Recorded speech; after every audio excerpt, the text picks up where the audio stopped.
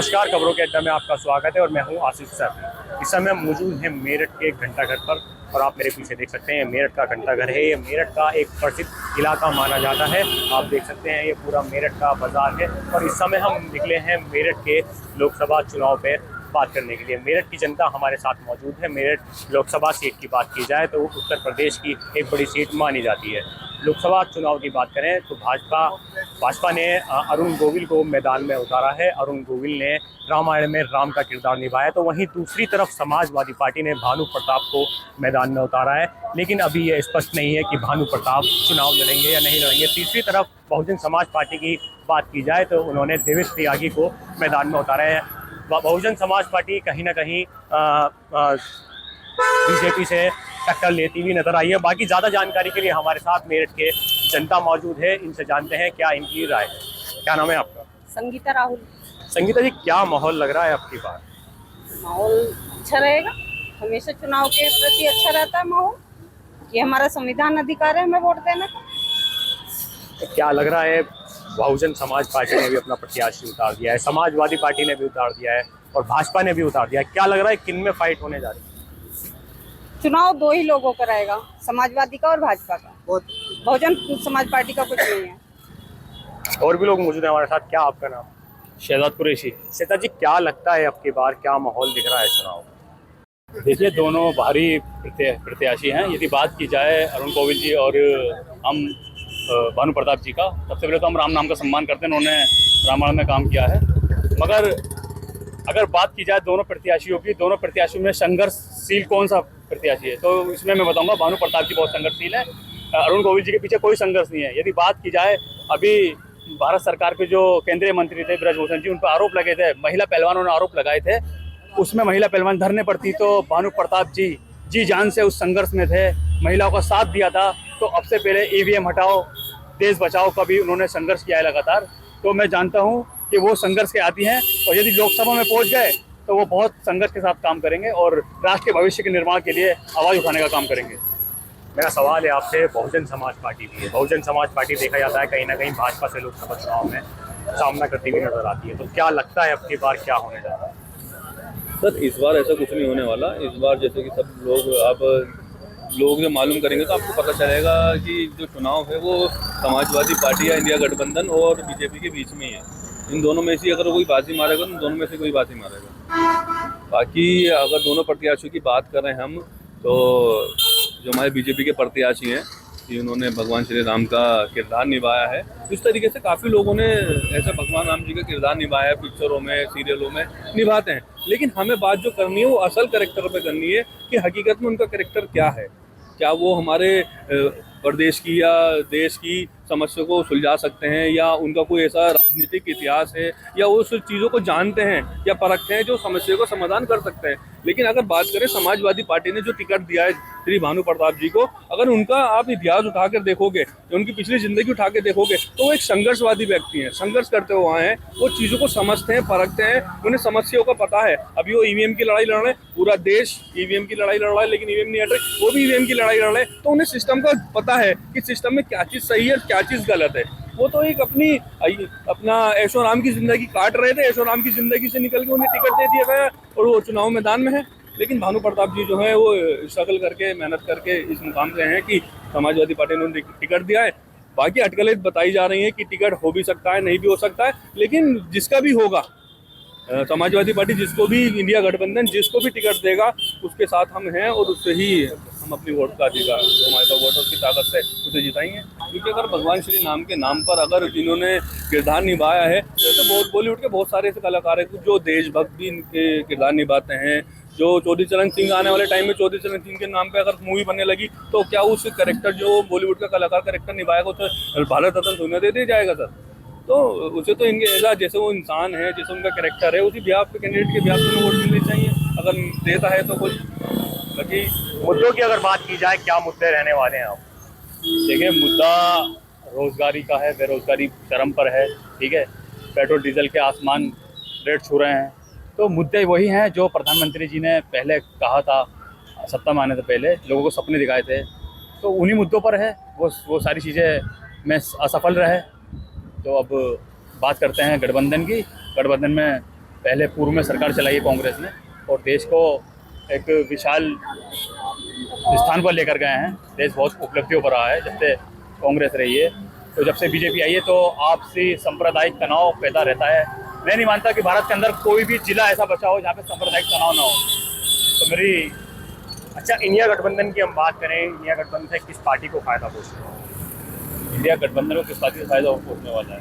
देखिए, बात यदि यूपी की करी जाए तो यूपी के अंदर अखिलेश यादव युवा हैं और राहुल गांधी भी युवा हैं, तो इन दोनों की जोड़ी बहुत अच्छी रहेगी और चंद्रशेखर आज़ाद भी हैं, तो एक अच्छी मात्रा में सीट लेकर आएंगे, लगभग 70 पार सीट लेंगे।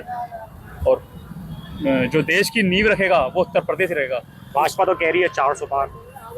वो कह रही है, वो जो कहती है वो तो उन्होंने तो कहा था 2 करोड़ रोजगार देंगे, नहीं दे पाए। उन्होंने कहा था कि हर सिटी स्मार्ट सिटी कर देंगे, नहीं कर पाए। उन्होंने कहा था नाली के अंदर जो नाला है, जो कूड़ा है, गंदगी है, उससे गैस बनाएंगे, LPG गैस बनेगी, कर पाए?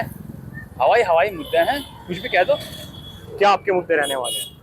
मुद्दे हैं, रोजगार का सबसे बड़ा मुद्दा है। आजकल रोजगार नहीं है, महिलाओं के साथ इतना अत्याचार हो रहा है, खुलेआम गोली मारी जा रही है, रेप हो रहे हैं, छोटी छोटी बच्चियों को उठा के भाजपा ले जा कहती रहे है हैं। जब से भाजपा सरकार आई है कहीं ना कहीं अपराध पे लगाम लगी है, अपराधी जेल की सलाखों में मिले हैं। भाजपा का मैं तो डेली अखबार पढ़ने वाली हूँ, सुबह को 1 घंटा मैं अखबार में लगाती हूँ और देखती हूँ, फ्रंट पेज से ही शुरू हो जाता है अत्याचारों का मामला। कहते हैं पहले सरकारों में लड़कियां असुरक्षित थी, लेकिन अब लड़कियां रात में भी घरों से बाहर निकल सकती हैं। नहीं, अब तो लगभग मुझे लगता है 6 महीने की बच्ची भी सुरक्षित नहीं है। अगर माँ की बगल में सो रही है तो वो 6 महीने की बच्ची को भी अपहरण करके ले जाया जाता है, तो कहाँ सुरक्षित है हमारी बच्चियाँ? इस समय हम मौजूद हैं मेरठ के फुटबॉल चौराहे पर और आप मेरे पीछे देख सकते हैं। क्या नाम है आपका? राशिद। राशिद जी, क्या मुद्दे रहेंगे आपके? हमारे जी कोई मुद्दा नहीं, हमारा इतना मुद्दा है, हम वोट देंगे गठबंधन को, गठबंधन ही आएगी। गठबंधन जीतने जा रही है? हाँ जी, बिल्कुल जीतेगी, हर तरीके से साथ है, खून पसीने से साथ है जी, बिल्कुल। बीजेपी ने अरुण गोविंद को मैदान में उतारा है, ठीक है। अरुण गोविंद है, उन्होंने रामायण राम का किरदार भी निभाया है, ठीक है। तो क्या लगता है वो कहीं ना कहीं के टक्कर दे पाएंगे? देखो जी, टक्कर तो है ना, तो हमें इतना पता, गठबंधन ही आएगी, गठबंधन के साथ है जी। आपका क्या नाम है? मजबूरी है हमारी। क्या नाम है? मेरा नाम मोहम्मद फहीम है। फहीम जी, क्या लग रहा है अब की बार में भाजपा, सपा या बसपा, कौन अब की बार बाजी मारने जा रहा है? गठबंधन आएगी अब बताओ, 100 के 100%। गठबंधन ही आएगी, गठबंधन। एनडीए गठबंधन। हाँ जी। तो भाजपा की अगर हम बात करें, भाजपा के जो उतारे गए हैं, हमारी मजबूरी है ना उसको वोट देने की। क्या मजबूरी? अगर हम बीजेपी को वोट देते हैं तो जब भी यकीन नहीं करने के लोग कि हमने उसे वोट दी, तो वोट तो हमारी वहीं जानी है। कहाँ जानी है? गठबंधन। गठबंधन, इंडिया गठबंधन को आप वोट करेंगे? जी, तो इंडिया गठबंधन जीत रहा है? जीत रहा है, 100 के 100% जीत रहा है। क्या नाम है आपका? मेरा नाम तो जगत है। क्या लग रहा है अब की बार में क्या होने वाला है चुनाव? हम तो भाजपा का आदमी है, भाजपा को वोट देंगे। तो भानु प्रताप को समाजवादी पार्टी ने मैदान में उतारा है, ठीक है। ईवीएम की वो लड़ाई लड़ते हुए आए हैं, बड़े बड़े मुद्दे उन्होंने उठाए हैं। तो क्या लगता है कि वो कहीं ना कहीं, हालांकि अभी उनका टिकट बिल्कुल कंफर्म नहीं हो पाया है, क्या लगता है कि वो अगर आते हैं अरुण गोविल के सामने, जो भाजपा से प्रत्याशी बनाए गए, उनको टक्कर दे पाएंगे? हाँ जरूर, टक्कर जरूर देगा ही, ऐसी क्या बात है, टक्कर जरूर देगा और सीट निकल भी जाएगी। किसकी सीट निकलेगी? भाजपा की निकलेगी, बीजेपी की हाँ बीजेपी की। राम जी की कृपा देखिए कि मुझे अपने जन्म स्थान में आने का मौका मिला। अपने जन्म स्थान से जहाँ व्यक्ति पढ़ा लिखा हो, जहाँ बड़ा हुआ हो, उससे कितना जुड़ाव होता है, उससे कितना लगाव होता है। बिल्कुल ऐसा लगा जैसे माँ की ममता ने मुझे याद किया है फिर से। ऐसा लगा जैसे मेरी घर वापसी हो गई है। बात सिर्फ इतनी सी है, इस बार का आंकड़ा है हमारा 400 के पार।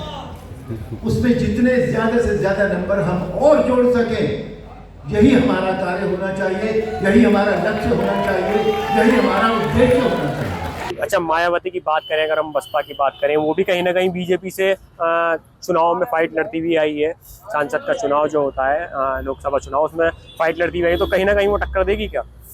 मुश्किल है टक्कर देना। ये तो भाई साहब सारी कहने का बात है, जिनके देख के तब अपराध उनके गुजारिश सारी रात, उनके वोट ज्यादा देख के तो बीजेपी में पहुंच जाओ, इधर देख के तो इधर इसमें आ जाओ। तो एक जगह टिको ना, एक जगह टिकने के बाद इलेक्शन लड़ो। कहाँ टिकना चाहिए? टिकना तो जैसे गठबंधन में चाहिए। अनवर जी वर्तमान सांसद रहे हैं राजेंद्र अग्रवाल, 3 बार से लगातार वो सांसद बनते हुए आ रहे हैं। अब की बार पार्टी ने उनका टिकट काट दिया है, अरुण गोविल को मैदान में उतारा है।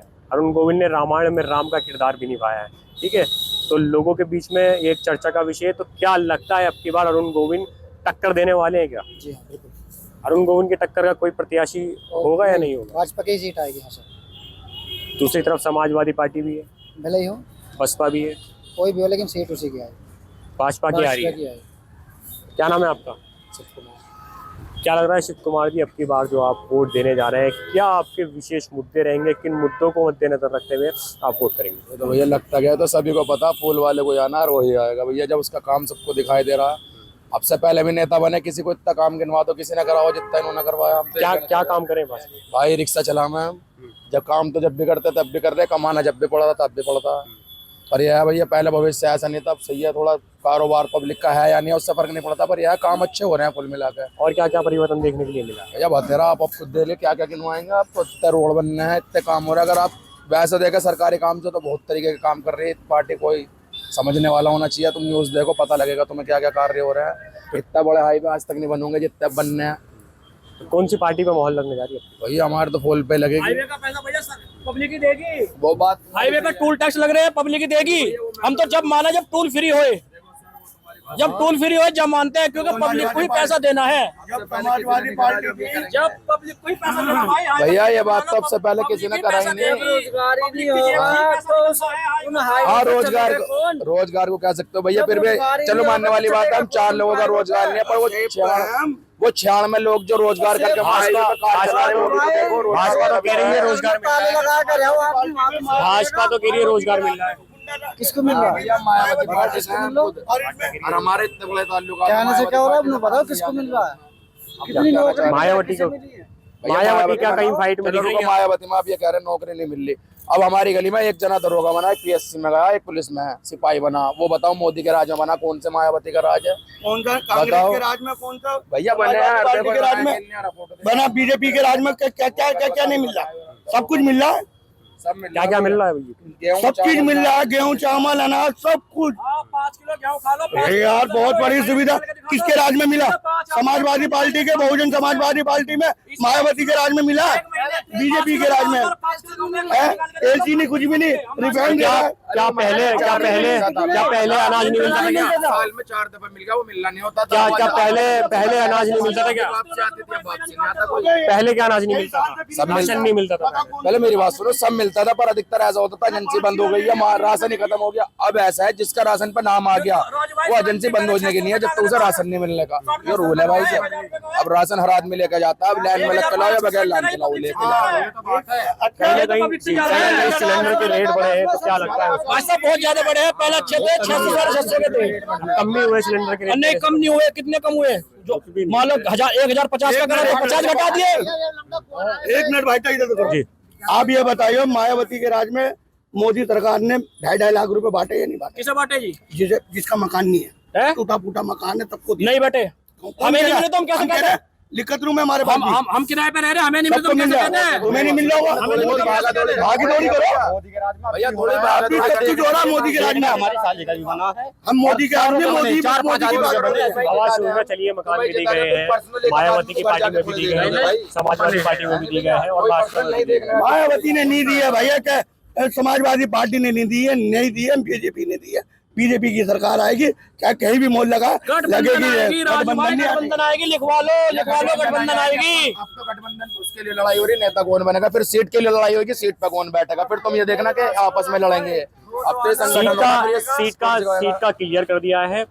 भाजपा जो है वो अरुण गोविल को लेकर आई है। आपको बता दूं उन्होंने रामायण में राम का किरदार निभाया है। सरकार बीजेपी आएगी। तो क्या मेरा आप सबसे एक सवाल और है, क्या आप एक सेकंड, आप राम के रूप में उन्हें वोट देंगे या फिर एक कैंडिडेट के रूप में वोट? राम के रूप में वोट देंगे। उन्होंने रामायण में किरदार जो निभाया है राम का, तो उसके आधार पर कमल के फूल को देख के वोट देंगे। आप क्या लगता है क्या करेंगे? हम क्या करेंगे, गठबंधन के देना। ये तो वोट दे या ना दे, ईवीएम हटा दो, जब पता चलेगा वोट किसे देंगे। अच्छा ईवीएम हटा दी जाए उसके बाद में? उसके बाद पता चलेगा असली तो। बिना ईवीएम के इलेक्शन होना बिना चाहिए। इलेक्शन के होने से थप्पे के साथ होने चाहिए, थप्पे के साथ। वही असली दूसरे बात तो वो है। दूसरे मोहर लगाओ, मोहर। समाजवादी पार्टी से जो प्रत्याशी उतारे गए हैं भानु प्रताप, वो ईवीएम की लड़ाई लगातार लड़ते हुए आ रहे हैं। उनका यही कहना है कि ईवीएम से वोट हटा दी जाए और बैलेट पेपर से वोट करी जाए। तो क्या लगता है अगर ऐसा होता है तो क्या होगा? गठबंधन आएगी। अगर थप्पे से वोट गिरवाओगे, मोहर लगवाओगे तो गठबंधन आएगी 100%। लिखवा लो। क्या लगता है क्या होगा? जैसा भैया कह रहे हैं बस सही है। किस तरीके से वोट होनी चाहिए? सभी के साथ है। नहीं, वोट जो डलनी चाहिए ईवीएम से डलनी चाहिए, किस तरीके से डलनी चाहिए? हर बार तो ईवीएम से देते रहे हैं, लेकिन अब तो वैसा हो जाए बैलेट पेपर से तो बेहतर है। बैलेट पेपर से हो जाए तो और बेहतर। और क्या नाम है आपका? मोहम्मद आसिफ कुरैशी। आसिफ जी, भाजपा ने अरुण गोविल को मेरठ हापुड़ लोकसभा सीट से मैदान में उतारा है। क्या लगता है कितनी इनकी जीतने की संभावना है? भाई जीतने की संभावना तो पिछले जितने भी लोकसभा चुनाव हुए हैं मेरठ से, तो ज़्यादातर भाजपा के खाते में ये सीट आई है, मेरठ हापुड़ लोकसभा की जो सीट है। बाकी भाजपा की जो नीति है वो बहुत अच्छी है, और जो हमारे सांसद जी राजेंद्र अग्रवाल जी है पिछले वर्तमान में है, उनसे पब्लिक नाराज़ है, सभी समाज के लोग, क्योंकि वो पब्लिक के बीच में आते नहीं हैं। तो भाजपा ने मौके की नज़ाकत को और माहौल को देखते हुए, क्योंकि जो इस बार भाजपा के पार्टी की तरफ से अब चुनाव लड़ रहे हैं गोविल जी, उन्होंने रामायण में राम का किरदार निभाया है। और इस टाइम जो है ज़्यादातर जब से राम मंदिर की 22 जनवरी को प्राण प्रतिष्ठा हुई है, तो राम जी की लहर आई हुई है सभी लोगों के जुबान पर। तो उसको ध्यान में रखते हुए गोविल जी को टिकट दिया गया है। हालांकि उनका यहाँ आने का कोई नंबर नहीं था, बाकी राम के हिसाब से जो उन्होंने किरदार निभाया है, ताकि पब्लिक का रुझान राम के नाम पर उनकी तरफ आए, तो इसी लिहाज से भाजपा ने अपना टिकट उनको दिया है। और शायद जीतेंगे भी वही, जिस तरह से उसको निशान दिया गया है और टिकट दिया गया है। तो क्या लगता है लोग उनको किस आधार पे वोट देंगे? राम के रूप में देंगे या फिर एक नेता के रूप में? भाई जब किरदार उन्होंने राम का निभाया है, लहर राम की चल रही, तो जाहिर सी बात है तो उनको राम के नाम पे वोट मिलेगी। भाजपा को कौन सी पार्टी टक्कर देगी? भाई 2024 में तो कोई टक्कर देने वाला है नहीं, क्योंकि सभी के बैंक खाते सीज कर दिया है भाजपा ने, सभी जितनी राजनीतिक पार्टियां हैं। तो जब राजनीतिक पार्टियों के बैंक खाते सीज कर दिए, तो किस आधार पर सामने वाली पार्टी चुनाव लड़ेगी? अच्छा, इंडिया गठबंधन की हम बात करें, इंडिया गठबंधन से किस पार्टी को फायदा मिलेगा?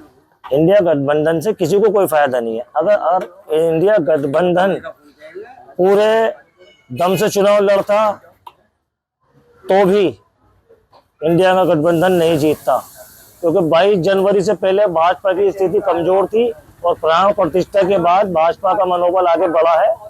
इसी लिहाज से जो अलायंस ग्रुप बना था, उन्होंने सबों ने अपनी कन्नी काट ली है। क्या लगता है ये राम मंदिर से एक बड़ा मुद्दा भाजपा को होगा? नहीं, राम मंदिर का भाजपा को बहुत बड़ा फायदा मिला है चुनाव में। प्राण प्रतिष्ठा से पहले भाजपा डाउन थी, प्राण प्रतिष्ठा के बाद भाजपा ग्राफ बढ़ा है, पब्लिक का रुझान भाजपा की तरफ दौड़ा है। अच्छा, पिछले 5 सालों से मेरठ की हम बात करें, क्या परिवर्तन देखने के लिए मिला है और क्या परिवर्तन कुछ चीज देखने को नहीं मिली। भाई लोकसभा जो चुनाव आता है वो बहुत बड़ा चुनाव है, सेंट्रल गवर्नमेंट का चुनाव है, और पब्लिक जो इस चुनाव में वोट करती है इसलिए करती है कि सेंट्रल गवर्नमेंट से पैसा आएगा और सांसद पैसा लगाएगा, ऐसा कुछ होता नहीं है। वर्तमान सांसद है राजेंद्र अग्रवाल, इनके कार्यों से आप कितना खुश हैं? इनके कार्यों से देखो, मैं तो मुस्लिम समाज से हूँ, मेरा तो कोई मतलब है नहीं इस बात से। हमारे लिए वो अच्छे है, जब हमारा उनसे कोई काम नहीं पड़ा ना हमारा कोई काम किया, तो कोई ऐसी बात नहीं है। बाकी उनसे तो उनके समाज के लोग परेशान है, उनसे उनके समाज के लोग नाराज है। आगे आप किन मुद्दों को लेकर वोट करने जा रहे हैं? क्या आपके मुद्दे होंगे?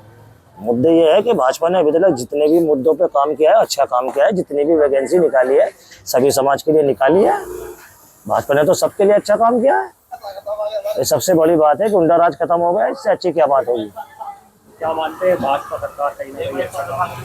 नहीं, अच्छा काम करेगी भाजपा सरकार, करती आ रही है भाजपा सरकार। तो बस थोड़ा सा ये हिंदू मुस्लिम का मसला खत्म हो जाए तो भाजपा से अच्छी कोई सरकार ही नहीं है। तो इंडिया गठबंधन अब की बार हाँ कम जी, से कम लोन पास तो हो रहे किसी के में। कौन जीतने जा रहा है? हाँ? कौन जीतने जा रहा है? भैया मोदी जीतेगा, नहीं जीतेगा हम तो जिताएंगे भैया। हम भैया कौन खुद जीतने जा मायावती रहा है? की पार्टी से गठबंधन 2 साल से जब मैं गठबंधन। कौन जीतने जा रहा है? मोदी जीतते हैं, मोदी आएगा। कौन जीतने जा रहा केंद्र में सरकार जो आएगी भाजपा की है। है? कौन जीतने जा रहा है? भाजपा की। आ जाए भैया, किसे जिताएगा देखो, वो भी फूल तो को जिताएगा। यहाँ पर भैया, हमारे किसे साथ में जिताएगा? लोग फूल को, मौजूद हाथी थे जिनसे हमने फूल को जिताएगा, हाथी को। तरीके से बताया कि जो लोकसभा आने वाला चुनाव है, कहीं ना कहीं कुछ लोग यहाँ पर नाराज भी देखे गए और कहीं ना कहीं पक्ष में भी देखे गए। इनका साफ तौर पे कहना है जो बात करेगा, मुद्दों की बात करेगा, सुरक्षा की बात करेगा, कारोबार की बात करेगा, लोगों की जेबों पे काफ़ी फ़र्क पड़ा है। तो कहीं ना कहीं इनका देखना है जो इंडिया गठबंधन को सपोर्ट कर रहे हैं उनका साफ तरीके से ये भी कहना है कि वोट जो हो रही है वो अगर बैलेट पेपर से की जाए, ईवीएम को ख़त्म करके, तो बेहतर रहेगा। आने वाले टाइम में ये तो आने वाला टाइम ही बताएगा कि कौन सी पार्टी जीतती है।